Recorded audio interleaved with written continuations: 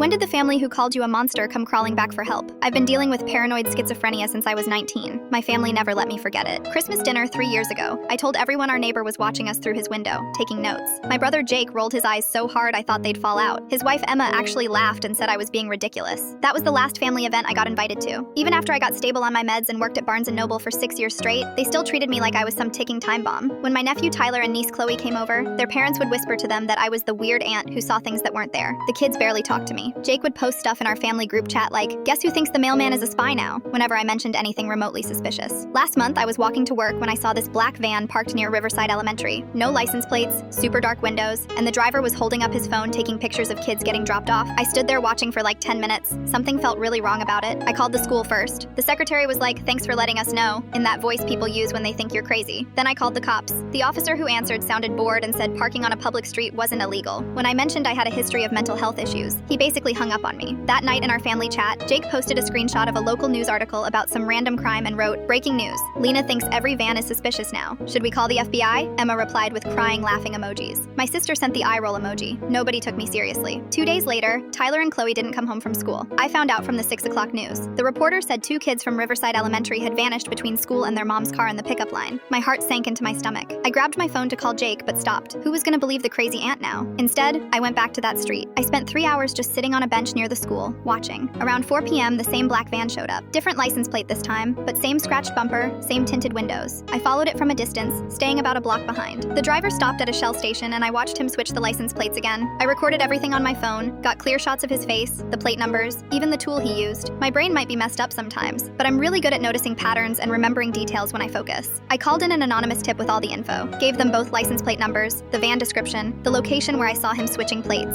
told them to check the abandoned warehouse district on Oak Street because that's where I followed him before I lost sight of the van. The Amber Alert went out that night with the new plate number I'd given them. At 2 a.m., police found Tyler and Chloe locked in a storage room in exactly the area I'd mentioned. They were scared and hungry but alive. The next morning, Jake showed up at my apartment. I'd never seen him cry before. His eyes were all red and puffy, and he could barely get words out. "You were right," he said, standing in my doorway like a little kid. "You saw it coming and we all made fun of you. I'm so sorry, Lena. I should have listened." I let him come in and sit on my couch. He cried for like 20 minutes while I made coffee. When he finally calmed down, he asked how I knew. "I didn't know for sure," I told him, "but my brain notices patterns that other people miss. Sometimes that makes me paranoid about nothing. Sometimes it saves lives." He looked at me like he was seeing me for the first time. "The police said someone called in with the exact details they needed to find them. That was you, wasn't it?" I nodded. He started crying again. Emma showed up an hour later with Tyler and Chloe. The kids ran up and hugged me tight, something they'd never done before. Emma apologized through tears, saying she'd always made them afraid of me when I was the one who saved them. The whole family started treating me differently after that, but I made it clear. I wasn't their monster before, and I wasn't their hero now.